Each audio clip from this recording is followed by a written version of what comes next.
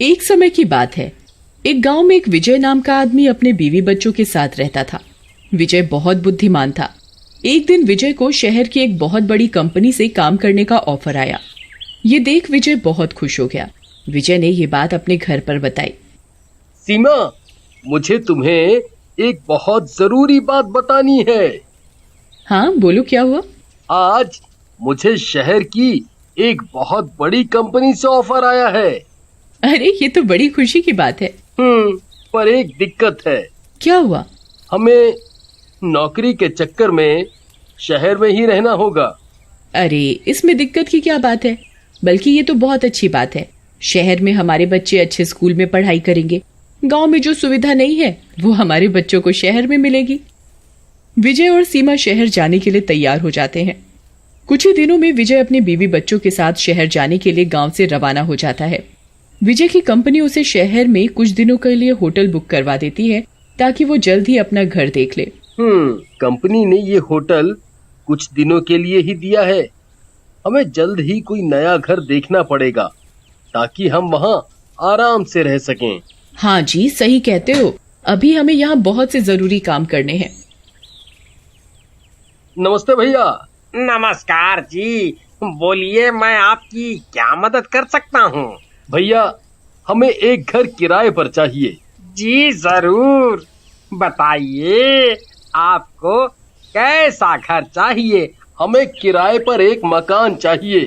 जी जी जरूर जरूर।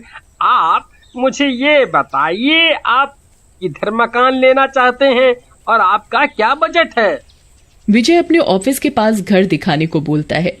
डीलर उसे उसके ऑफिस के आसपास काफी घर दिखाता है, पर वो सारे घर बहुत महंगे होते हैं। ये सारे घर तो बहुत महंगे हैं।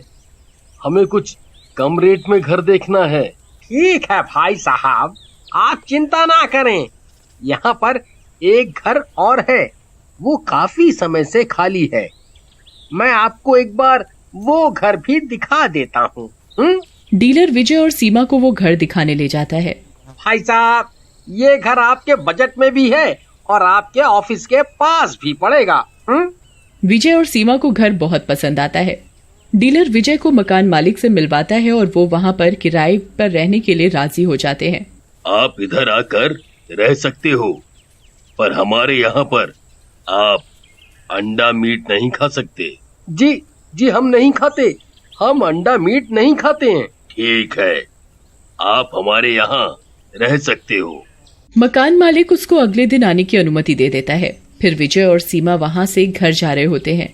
बीच रास्ते में सीमा विजय से बोलती है, मुझे आपसे एक बात पूछनी है। हाँ सीमा, बोलो, क्या हुआ? आपने मकान मालिक को झूठ क्यों बोला कि हम अंडा मीट नहीं खाते? हम तो खाते हैं। अरे सीमा, तुम भी किस बात से परेशान हो? मकान मालिक को क्या पता लग रहा है कि हम कब अंडा मीट खा रहे हैं? वो अपने फ्लोर पर रहेंगे, हम अपने पे। तुम चिंता मत करो, उन्हें कुछ पता नहीं चलेगा। हमें झूठ बोलकर मकान नहीं लेना चाहिए। अरे तुम छोड़ो ना, बड़ी मुश्किल से ये मकान अपने बजट में मिला है। हम अभी इसी घर में रहेंगे। विजय सीमा की बात नहीं सुनता और अगले ही दिन उधर अपना सारा सामान शिफ्ट कर लेता है। देखते ही देखते सीमा और विजय वहाँ पर सारा सामान शिफ्ट कर लेते हैं। एक दिन विजय सीमा को घर पर मीट बनाने को बोलता है। अरे सीमा, बड़े दिन हो गए हमने घर पर मीट नहीं बनाया। मेरा बहुत खाने का मन कर रहा है और आज घर पर मेरे कुछ दोस्त भी आएंगे। तो ऐसा करते हैं, आज शाम को तुम मीट बना लेना। अरे तुम पागलों वाली बातें कैसे कर सकते हो? अभी तो मकान मालिक मना करके गया है कि यहाँ कोई अंडा मीट नहीं खाएगा, और हमने भी मना किया है कि हम नहीं खाते। अरे उन्हें क्या पता लग रहा है हमारे घर में मीट बन रहा है? किसी को कुछ पता नहीं लगेगा। तुम बस आज बना लेना, शाम को मेरे दोस्त घर आएंगे, प्लीज। ये सब कहकर विजय अपने ऑफिस के लिए निकल जाता है। शाम को सीमा विजय की पार्टी के मुताबिक घर पर मीट बना लेती है। थोड़ी देर बाद ही विजय अपने दोस्तों के साथ घर आ जाता है। वो सारे मिलकर पार्टी कर रहे होते हैं। खाना खाते खाते कमरे की लाइट खुद ब खुद ऑन ऑफ होने लगती है।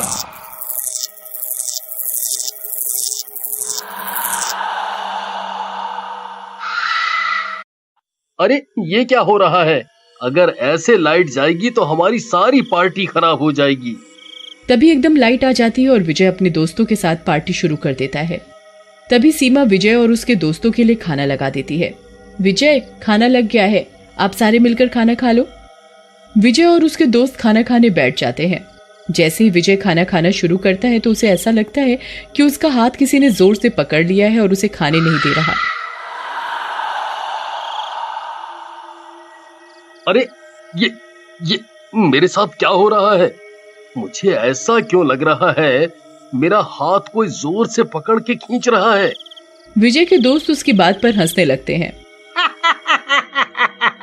अरे भाई, लगता है तुमने आज ज्यादा पी ली है, तभी तुम ऐसी बात कर रहे हो। तुम होश में नहीं हो बिल्कुल।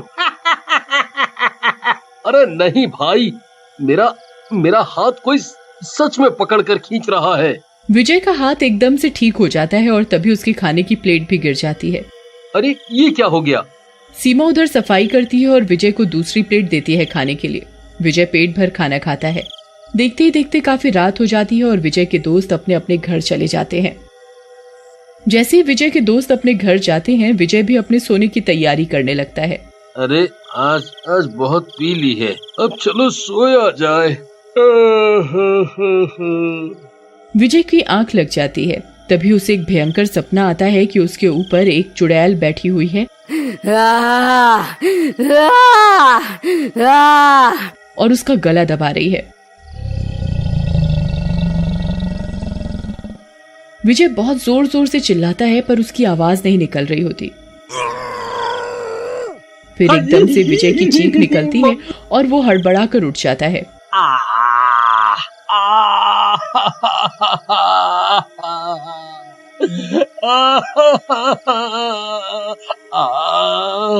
अरे क्या हुआ तुम्हें? इतनी जोर से क्यों चिल्ला रहे हो? सब ठीक है ना? मम्मी, ये तो हाथ धोकर हमारे पीछे ही पड़ गई है। अरे वो तो कुछ नहीं है, लगता है तुमने आज सच में ज्यादा पी ली है। अब तुम सो जाओ चुपचाप। तभी वो चुड़ैल एकदम से गायब हो जाती है और फिर विजय भी खुद ब खुद सो जाता है। अगले दिन विजय सुबह उठता है और नहाने के लिए बाथरूम जाता है। विजय नहा ही रहा होता है कि एकदम से विजय को बाथरूम में घुटन होने लगती है और पानी की जगह खून आने लगता है। खून! अरे सीमा मुझे बचाओ! अरे कोई बचाओ, यहाँ तो चुड़ैल रहती है, बचाओ! तभी सीमा भागती हुई आती है और विजय को देखती है, पर सीमा की नजर में तो बाथरूम में कोई खून नहीं होता। अरे तुम क्यों चिल्ला रहे हो बेफालतू? यहाँ तो ऐसा कुछ भी नहीं है। विजय बाथरूम से बाहर आ जाता है। तभी अचानक वो चुड़ैल सीमा को भी दिखाई देती है।